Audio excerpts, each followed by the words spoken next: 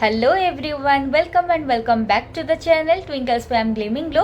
जैसे कि आप लोग मुझे देख पा रहे हो कि मैं आज आ गई हूँ आप लोगों के पास नया वीडियो लेके।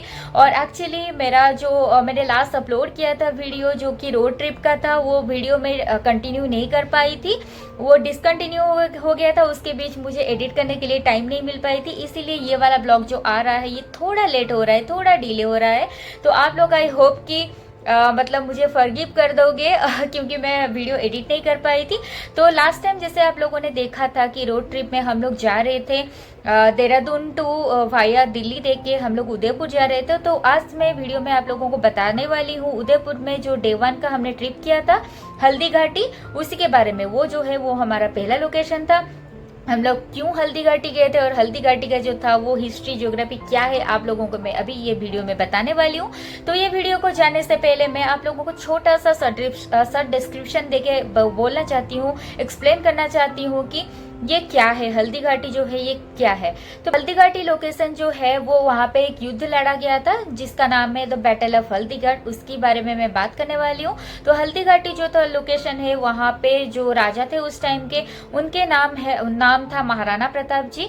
इन द सेम वे उस टाइम ना नॉर्थ साइड में मुगल एम्पायर का बहुत ज्यादा राजनीति चलता था। तो ये जो कहानी के बारे में मैं बात करने जा रही हूँ, ये कहानी है 16वीं शताब्दी का। तो जहाँ पे कि महाराणा प्रताप जी थे हल्दी घाटी में राजा, जो कि थे उदय सिंह जी के बेटे। इन द सेम वे नॉर्थ में बहुत ज्यादा चल रहा था मुगल एम्पायर का शासन, मुगल शासन चल रहा था, जैसे कि हम लोगों ने पहले ही हिस्ट्री में पढ़ चुके हैं। तो मुगल का राजा जो अकबर थे वो बहुत सारे राज्य जो है ऑलरेडी ले चुके थे, उनके अधीन में आ चुका था। बट मेवाड़ जो था वो एकमात्र राज्य था जो कि नहीं आ पाया था उन्हीं के हाथ में। तो हमेशा वो सोचते रहते थे कि वो मेवाड़ को कैसे ले। तो वो पहले क्या किए थे, मेवाड़ को मतलब ऐसे शांति से लेना चाहते थे उनको बोल के। बट ऑब्वियसली अगर कोई जगह मेरा भी हो तो मैं ऐसे तो किसी को नहीं दूंगी, राइट। तो वो पहले तो प्रस्ताव लेके रखे थे महाराणा प्रताप जी को कि आप मुझे मेवाड़ सौंप दो, बट ऐसा नहीं हुआ था। ऑब्वियसली महाराणा प्रताप जी जो थे वो राजपूत लोगों का राजा थे और वो उनका पूरा देखभाल कर रहे थे उनके प्रजा का। तो कोई राजा भी ऐसे राजी नहीं होगा। तो क्या हुआ था, उन लोगों के बीच बैटल हुआ था हल्दी घाटी में, जिसका मिट्टी जो है वो येलो कलर का है। लिटरली आप लोग देख के अभी वीडियो में चौंक जाओगे, मैं भी देख के चौंक गई थी। तो ये जो हुआ था ये 16वीं शताब्दी में ये सब चीजें हुआ था। तो बेसिकली उस टाइम ना जो एक्सपोर्ट इंपोर्ट का बिजनेस चल रहा था वो मेवाड़ होके जा रहा था हमारे देश से दूसरे देश। इसीलिए अकबर का बहुत ज्यादा मन था कि वो जगह ले जाएगा, अगर उसको बहुत ज्यादा इजी हो जाएगा वो और भी राज कर पाएगा। और एकमात्र वो राज्य वो ले नहीं पाया था। पहले तो उसने शांति से करना चाहा बट वो हो नहीं पाया। तो फाइनली उसने ऐलान कर लिया कि हमें युद्ध करके लेना है। तो वो तो खुद नहीं आए थे लड़ने के लिए मेवाड़, बट वो अपने सैन्य सामंत के साथ मानसिंह के नेतृत्व में वो युद्ध जो है वो लड़ा गया था उनके तरफ से। In the same way Maharana Pratap ji और उनके बहुत सारे सैन्य सामंत राजा महाराजा लड़े थे। तो इनमें सैन्य सामंत के साथ हाथी और घोड़ा भी लड़े थे युद्ध में। तो बेसिकली मानसिंह जो थे वो उनके हाथी लेके आए थे। इन द सेम वे यहाँ पे महाराणा प्रताप जी का जो हाथी थे वो इतना सुस्त नहीं थे, वो लड़ नहीं पा रहे थे। इसीलिए महाराणा प्रताप जी ना उनका जो घोड़ा है उस चेतक, जो कि बहुत ज्यादा फेमस है, जिसने महाराणा प्रताप जी का जान बचाया, उसी के ऊपर उन्होंने हाथी का जो है सूंड लगा के उसको भेजा था, मतलब वहां पे बैटल करने के लिए। तो वे जब लड़ाई हुआ था उसके दौरान ना चेतक का एक पैर में चोट लग गया था। बट फिर भी उसने अच्छे से बैटल लड़के अच्छे से अपने राजा जो थे महाराणा प्रताप जी उनको सही सलामत पहुंचाए थे और उन्होंने उसका प्राण त्याग किया था, मतलब चेतक ने। तो उसके बारे में भी पूरा हिस्ट्री है, मैं आप लोगों को धीरे धीरे बताती जाऊंगी, दिखाते जाऊंगी क्या क्या है। और आज का जो हमारा ट्रैवल एक्सपीरियंस है, हम लोग कैसे गए वहाँ पे, हमने क्या क्या किया हल्दी घाटी में, क्या हिस्ट्री के बारे में जाना, ये सब कुछ मैं आप लोगों के साथ डिस्कस करने वाली हूँ। और आप लोगों को क्यों आने चाहिए यहाँ पे ये बात भी मैं आपको बताने वाली हूँ। तो स्टे ट्यून। अब तो जैसे कि आप लोग देख सकते हो हम लोग अभी निकल के आ गए थे हल्दी घाटी की तरफ। तो ये जो आप लोग देख रहे हो दो साइड पे दो पहाड़ है, यहाँ पे युद्ध लड़ा गया था। और यहाँ पे आप लोग देख सकते हो यहाँ पे मिट्टी का जो कलर था ये पूरा येलो इस टाइप का था, जैसे कि हल्दी का पाउडर और चंदन का पाउडर होता है वैसे ही टाइप का था। तो लोग यहाँ पे रुक के ऐसे फोटो वोटो खिंचा रहे थे। हम तो यहाँ पे रुके नहीं थे क्योंकि ऑलरेडी हम लोग लेट थे और हमें जाके जल्दी भी पहुंचना था हल्दी घाटी, जो था हमारा पहला लोकेशन। अभी हम लोग आके यहाँ पे पहुँच गए थे और आप लोग देख सकते हो इधर ऊँट टाइप का जो है वो सजा धजा के लोगों ने रखा हुआ है, ताकि अगर किसी को राइड लेना हो तो यहाँ पे आके ले सकता है राइड। वो लोग वैसे हमें बोल रहे थे कि अभी राइड ले लो, बट हमारे पास टाइम कम था और हमें आज बहुत सारे लोकेशन को कवर अप करना था, इसीलिए मैं बस आपको रेफरेंस के लिए दिखा रही हूँ। साइड में बहुत सारा दुकान वगैरह भी था स्टील का, और बाकी खाने के लिए आप लोग खा सकते हो। तो हम लोग अभी आके ये म्यूजियम पे पहुंच गए हैं, जो कि गवर्नमेंट ने नहीं बनाया है, ये एक प्राइवेट मतलब होल्डर ने इसने बनाया है, जो कि नॉर्मली ये म्यूजियम है। और यहाँ पे जब हम एंटर करने लगते हैं, साइड में आपको दिख रहा होगा ये शिव जी का एक छोटा सा टेम्पल इन्होंने बना रखा है, और साइड में महाराणा प्रताप जी का स्टैचू आपको देखने को मिलेगा। तो पहले हमने क्या किया, बोला कि चलो पहले हम लोग मतलब अंदर जाने से पहले हम लोग एक काम करते हैं, थोड़ा टेम्पल के अंदर चले जाते हैं। और वैसे देखा जाए तो धूप भी हो रहा था, और उस टाइम जो था वो शो भी स्टार्ट होने वाला था, इसीलिए लोग जल्दी जल्दी टेम्पल में दर्शन करके जा रहे थे। यहाँ पे मम्मी वगैरह और सबका दर्शन हो गया था, अभी मेरा बारी था, तो मैंने सोचा मैं थोड़ा टेम्पल के अंदर जाती हूँ और अंदर का व्यू भी आप लोगों को दिखाती हूँ कि कैसा टाइप का यहाँ पे शिव जी का मूर्ति है। तो मैंने फटाफट से यहाँ पे ये शू स्टैंड टाइप का था, यहाँ पे शूज़ को मैंने रख के अच्छे से यहाँ पे जाके शिव भगवान का दर्शन कर लिया था। और अब हमारा ये दर्शन होने के बाद फिर हम लोग ऐसे अंदर के तरफ एंट्री करने लग गए थे। और आप लोग देख सकते हो कितना ज़्यादा धूप हो रहा है, बहुत ज़्यादा सुंदर भी था ये लोकेशन। और यहाँ पे ये जो भी योद्धा लड़े थे युद्ध में ना, वो उस सब योद्धाओं का ऐसे फोटो स्टैचू टाइप का पूरा बनाया गया है, 1 by 1 जितने भी महावीर योद्धा जो कि यहाँ पे थे सबका ऐसे ऐसे 1 by 1 करके बनाया गया है। और मैंने जैसे आपको पहले बताया था कि दोनों युद्ध हुआ था मानसिंह और महाराणा प्रताप के पास, तो वहाँ पे आप लोगों को अभी दिख रहा होगा एक हाथी होगा, उसके ऊपर जो बैठे हैं वो मानसिंह है, दूसरे साइड घोड़ा के ऊपर सवार हुए हैं महाराणा प्रताप जी, जो कि हाथी का सूंड लगा के। तो यही वो किस्सा था जो कि हुआ था बैटल ऑफ हल्दी घाटी। तो ये उसका जो विशेष एक छाप उन्होंने बना के रखा हुआ है, ताकि लोग जब आए और ज़्यादा अट्रैक्ट हुए हिस्ट्री के बारे में। तो स्टार्टिंग से तो आप लोग देख पा रहे हो ये बहुत सारे स्टैचूज़ वगैरह बनाया गया है। राइट में मैं जैसे कि आप लोगों के साथ शेयर किया था ऑलरेडी चेतक के बारे में। तो ये जो घोड़ा आप लोगों को दिख रहा है यही था चेतक, जो कि महाराणा प्रताप जी का सबसे प्यारा दुलारा घोड़ा था, जो कि महाराणा प्रताप जी को युद्ध में बहुत ज़्यादा हेल्प किया था। और हेल्प करने के चक्कर में उसके पैरों में चोट लग गया था, फिर भी उसने अपना मनोबल मतलब वो अच्छे से वो युद्ध को लड़ा था और महाराणा प्रताप जी का जान बचाया था। और बाद में ये खुद मर गया था, मतलब अपना जान वो दे दिया था। तो यहाँ पे उसी का ही ऐसे स्टैचू बनाया गया है, जहाँ पे ये एक पैर जो ऊपर है वो पैर में चोट लगा हुआ था, इसलिए इसको ऐसे करके स्टैचू बनाया गया है। और साइड में एक तोप टाइप का भी है। तो हम लोग यहाँ पे भी थोड़ा एक्सप्लोर करने के बाद हमने सोचा इतना ज़्यादा धूप हो रहा है, ये बस आप लोगों के रेफरेंस के लिए दिखा रहे हैं कि ऐसे ऐसे करके स्टार्टिंग से है। और आप लोग देख रहे हो देवर वगैरह ये भी सब आ रहे थे। तो हमने सोचा चलो बिना टाइम वेस्ट किए बिना मतलब हम लोग चलते हैं, क्योंकि हमें और भी बहुत सारे चीज़ करना था। और ये हमारा हालांकि पहला लोकेशन था। तो अंदर जब आप लोग एंट्री कर रहे हो ना, एंट्री के अंदर महाराणा प्रताप जी के बारे में मतलब वो कब जन्म लिए थे, क्या किए थे, वो सारा आपको दिखने को मिल जाएगा। पहले तो हम जाके थोड़ा वेट किए थे, क्योंकि शो वगैरह जो था वो डोर था वो खुला नहीं था। वो ओपन करने के बाद आप लोगों को यहाँ पे बहुत सारे हिस्ट्री बारे में देखने को मिल जाएगा, जैसे कि महाराणा प्रताप जी का जो युद्ध के टाइम जो टाइप का सब तोप वगैरह यूज़ हो रहा था, और जो भी इंस्ट्रूमेंट वगैरह उस टाइम यूज़ हो रहा था, जैसे कि बुक्स वगैरह हो गया राजनीति का, और बहुत सारे मेडल्स वगैरह था। उसको छोड़ के यहाँ पे कैसे युद्ध वगैरह हुआ था, क्या क्या हो रहा था उस टाइम पे, सारा हिस्ट्री को इन्होंने ऐसे छवि के माध्यम से मतलब स्टोरी टेलिंग के टाइप कैसे बोलने को ट्राई किया हुआ है। और नीचे आप लोगों को दिख रहा होगा यहाँ पे युद्ध का जो अस्त्र शस्त्र था, उसके साथ वो जो कपड़े पहनते थे युद्ध करने के टाइम, जो तोप यूज़ करते थे, जो भी इन चीज़ें यूज़ करते थे युद्ध में वो सारा पूरा दिया गया था। और मैं इसीलिए आप लोगों को ये रेफरेंस बता रही हूँ, दिखा रही हूँ। बहुत ज़्यादा इंटरेस्टिंग चीज़ था ये सब। तो आपने ऑलरेडी मूवी या टीवी वगैरह में देखा होगा कि कैसे मतलब युद्ध लड़ा जाता है। तो ये जो मुकुट वगैरह है और ये जो सारा इंस्ट्रूमेंट वगैरह है ये सब युद्ध के भूमि में यूज़ किया गया था। तो इसीलिए इन्होंने इसको बहुत अच्छे से संभाल के रखा है। और ये जो टोपी आपको दिख रहा है वो महाराणा प्रताप जी ने उस टाइम पहन रहे थे।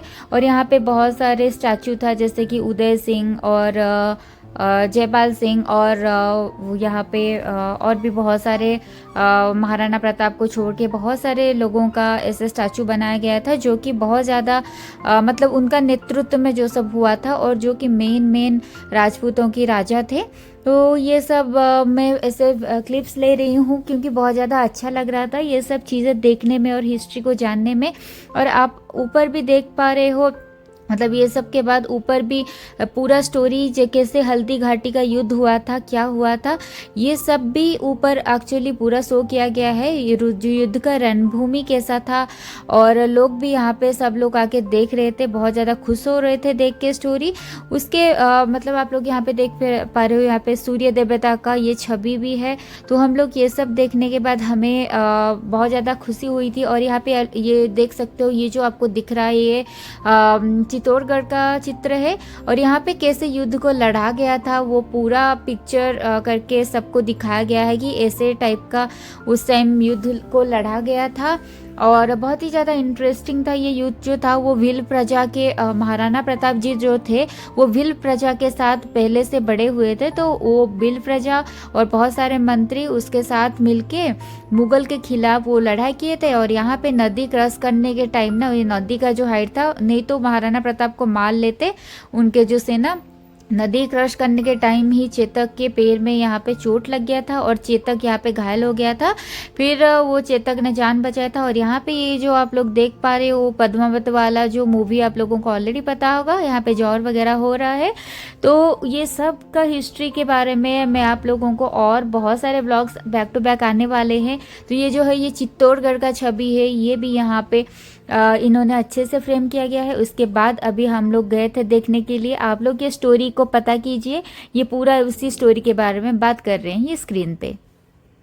और अकबर के साम्राज्यवाद के उद्देश्य को सफल नहीं होने दिया।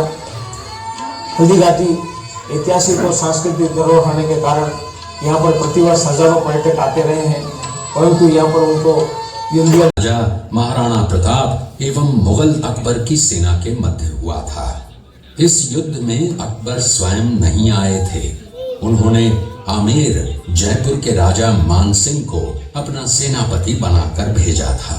हल्दी घाटी का युद्ध 5 किलोमीटर लंबे और 200 मीटर चौड़े क्षेत्र में हुआ।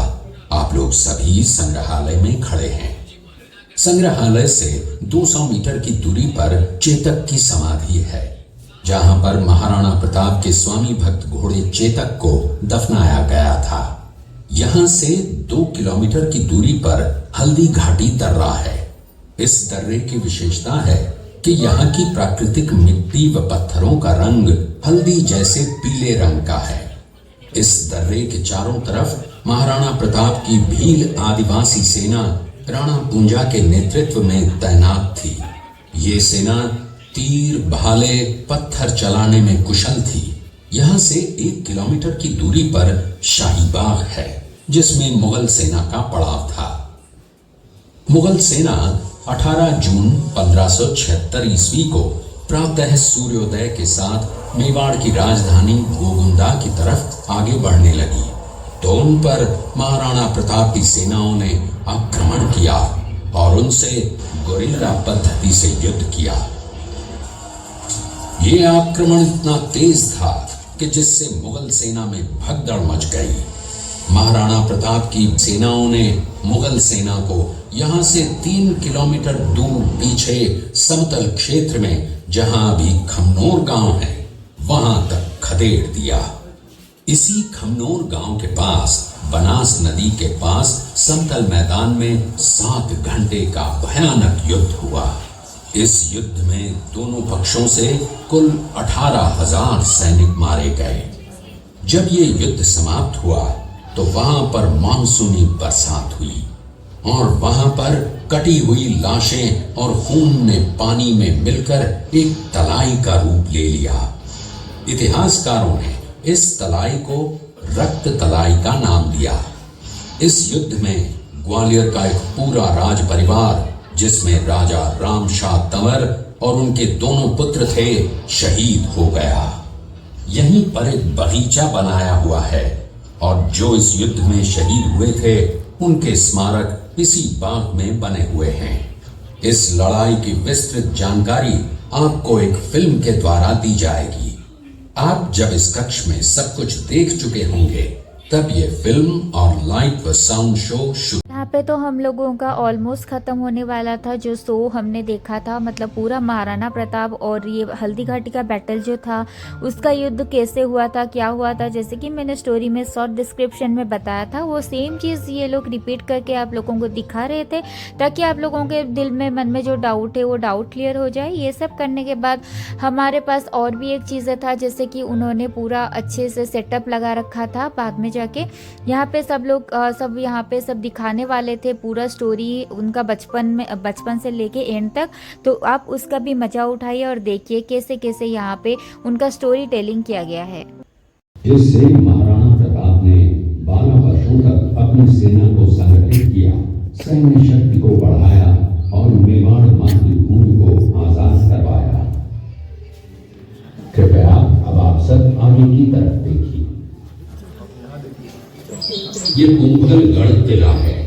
इस किले का प्राचीन नाम मच्छिंद्रगढ़ है। इस किले का निर्माण महाराणा कुंभा ने करवाया था। इस किले के अंदर 9 मई 1540 ईस्वी में महाराणा प्रताप का जन्म हुआ था। इस किले की ऊंचाई समुद्र तल से 3568 फीट की है।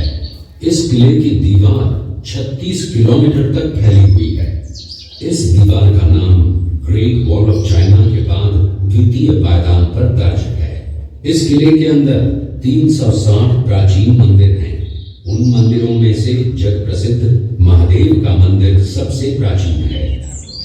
कुंभलगढ़ किला यहाँ से 65 किलोमीटर की दूरी पर है। कृपया अब आप सब पीछे की तरफ देखिए। ये दृश्य मेवाड़ की प्राचीन राजधानी चित्तौड़गढ़ का है। इसी किले के अंदर महाराणा प्रताप का बचपन बीता था। इस किले की तलहटियों में महाराणा प्रताप ने अपने गुरु से शिक्षा प्राप्त की थी। ये किला 12 वर्ग किलोमीटर में फैला हुआ है। इस किले पर जब भी विदेशी आक्रांताओं ने आक्रमण किया और उस आक्रमण में कोई भी राजा व सैनिक वीर गति को प्राप्त कर लेते तो उनकी पत्नियां वीरांगनाएं अपने सतीत्व की रक्षा करने के लिए जलती हुई अग्नि में कूद प्राणों को त्याग देती थी, जिसे हम जौहर कहते हैं। चित्तौड़गढ़ में 3 मुख्य बड़े जौहर हुए थे। प्रथम जौहर 1303 ईस्वी में रानी पद्मिनी ने 16,000 स्त्रियों वीरांगनाओं के साथ जौहर किया था, सिर्फ अल्लाउद्दीन खिलजी के कारण। दूसरा जौहर 1535 ईस्वी में गुजरात के शासक बहादुर शाह के आक्रमण के कारण रानी कर्मावती ने वीरांगनाओं के साथ किया। और तीसरा जौहर 1568 ईस्वी में जब अकबर ने चित्तौड़गढ़ पर आक्रमण किया, उसी समय रानी फूलकुंवरी ने 7,000 वीरांगनाओं के साथ जौहर किया। फिर भी अकबर का मन नहीं भरा और अंत में हजारों आम लोगों का कत्लेआम करवाकर उन्हें मौत के घाट उतारा गया। इस किले में देखने योग्य विजय स्तंभ है, कीर्ति स्तंभ, मीरा मंदिर, जैन मंदिर, कालिका माता मंदिर, भामाशाह हवेली, कुंभाश्याम मंदिर, फतेह प्रकाश महल हैं। ये किला यहाँ से 140 किलोमीटर दूरी पर है। ये देखते हुए सभी अतिथि आगे की तरफ चले। शेरपुर गांव का दृश्य है। अब्दुल रहीम खान खाना अजमेर का सूबेदार था। जब वो शेरपुर पहुंचा तब इसका पता कुंवर अमर सिंह को चला, जो महाराणा प्रताप के पुत्र थे। अमर सिंह ने शेरपुर छावनी पर अचानक आक्रमण कर दिया। उस आक्रमण में मुगल सेना में भगदड़ मच गई। मुगल सेना को अपनी छावनियों को छोड़कर भागना पड़ा। छावनियों के अंदर से लूटा हुआ माल व अब्दुल रहीम खान खाना, जिसकी बेगम आनी खान को बंदी बनाकर महाराणा प्रताप के सामने पेश किया गया। तब अमर सिंह पर महाराणा प्रताप क्रोधित हुए और कहा, जहां से इस नारी को बंदी बनाकर लाए हो, इसे पुनः ससम्मान लौटा कर आओ। महाराणा प्रताप ने कहा, हमें नारी से कोई दुश्मनी नहीं है, हमें तो देश विद्रोहियों से दुश्मनी है, जिन्होंने चारों तरफ आतंक फैलाया है।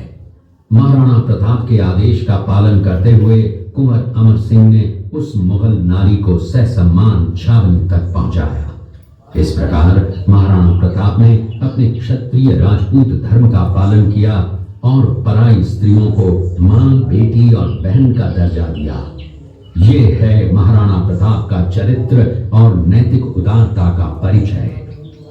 ये देखते हुए सभी अतिथि आगे की तरफ चले और गढ़ का दृश्य देखा।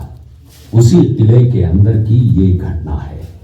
मेवाड़ की एक ऐसी मां थी जिसने अपने पुत्र का बलिदान देकर राजवंश की रक्षा की थी। उस मां का नाम पन्नाधाय था। पन्नाधाय जाति से गुर्जर थी। वो एक राजकुमार की धाई मां थी। दूसरी तरफ हाथ में तलवार लिए खड़ा ये बनवीर सिंह एक दासी पुत्र है। ये कुंवर उदय सिंह की हत्या करके मेवाड़ की राजगद्दी प्राप्त करना चाहता था। एक रात्रि बनवीर सिंह को मौका मिला। वो राजकुमार उदय सिंह के बड़े भाई विक्रमादित्य सिंह की हत्या करके राजमहल की तरफ आगे बढ़ा। इसकी सूचना पन्नाधाय को लग गई। कुछ समय तक पन्नाधाय चिंतित हुई। तभी पन्नाधाय ने अपने पुत्र चंदन को राजसी कपड़े पहनाकर पलंग पर सुला दिया और उदय सिंह को एक टोकरी के अंदर छिपाकर पत्तों से ढक के महल के बाहर निकालकर गुप्त रास्ते से कुंभलगढ़ भेज दिया। बनवीर सिंह जब तलवार लेकर राजकक्ष में आया तो उसने पन्नाधाय से कड़क आवाज में उदय सिंह के लिए पूछा तो पन्नाधाय ने चंदन की तरफ इशारा किया। बनवीर ने चंदन को उदय सिंह समझकर चंदन की हत्या कर दी और ये समझने लगा कि मैंने राजकुमार उदय सिंह को मार दिया। वही राजकुमार बड़े होकर राजा बने और अपने नाम का उदयपुर नगर बसाया, जो यहाँ से 40 किलोमीटर दूर है। और उन्हीं के पुत्र महाराणा प्रताप हुए, जिन्होंने हल्दी घाटी का युद्ध लड़ा और आज हम लोग उनका इतिहास यहाँ पर देख रहे हैं। ये देखते हुए सभी अतिथि आगे की तरफ चले। बाघ का शिकार कर उस बाघ को मार डाला। ये घटना महाराणा प्रताप की वीरता की प्रतीक है। कृपया अब आप सब पीछे।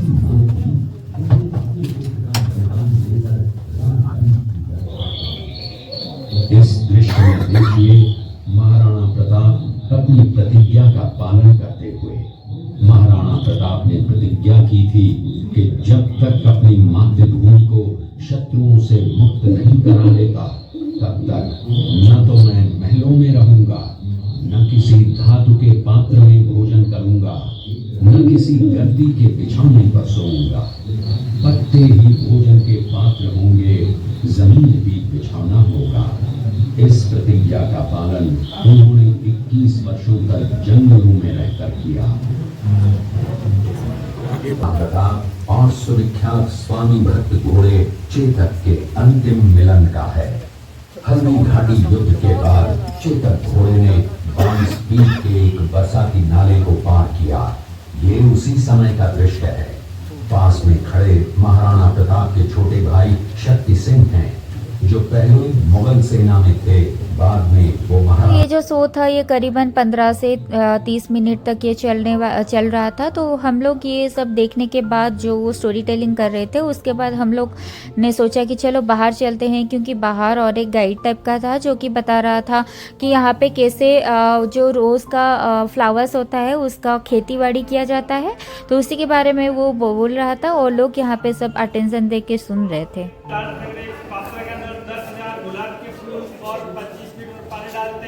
फिर नीचे आग जलाते, आग से इस टैंक के अंदर भाप स्टीम बनती है, जो इस बांस की नली की सहायता से पीछे कोपर के पात्र में इकट्ठा होता है। उससे हमारे यहाँ गुलाब जल, गुलकंद, शरबत और इत्र तैयार होता है। गुलाब जल आंखों में, मेकअप में मिलाना काम होता है। दूसरा होता है गुलकंद, गुलाब की ताजा पत्ती और मिश्री को कूट के सूर्य की रोशनी में तैयार करते हैं। गुलकंद गैस, कफ, एसिडिटी और पाइल्स में काम आता है। तो यहाँ पे हम ये सब एक्सप्लोर करने के बाद आ गए थे बाहर की तरफ, और यहाँ पे आप लोग देख सकते हो कैसे राजस्थान में ओल्ड एज में गांव रहता था। तो यहाँ पे बिल्कुल ये लोग प्रयास किए हैं कि पूरा गांव का जो सेटअप रहता है उसको पूरा अच्छे से शोकेस करने के लिए। तो यहाँ पे गांव पे जैसे राजस्थान में होता है, यहाँ पे गाय वगैरह और राजस्थान का लाइफ जो होता है उसके बारे में उन्होंने ऐसे स्टैचू टाइप का बनाया है।